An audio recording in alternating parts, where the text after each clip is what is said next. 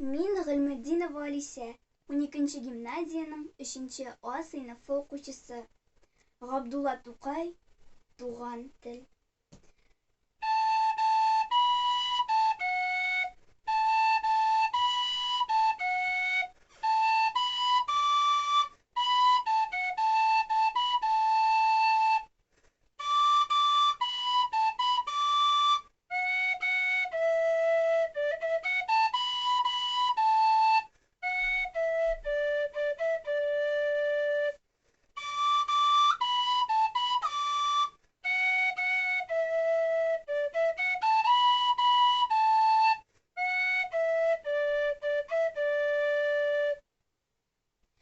И туган тел, и матур тел, әткәм, әнкәмнең теле.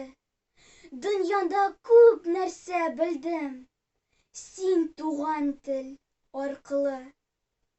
Ой, язык мой, мы навечно неразлучные друзья. С детства стало мне понятно радость и печаль твоя. As a child when I was asleep, mother sang me lullabies, and my grandma told me stories through the night to shut my eyes. И туган тел, синдә булган иң элек кылган догам.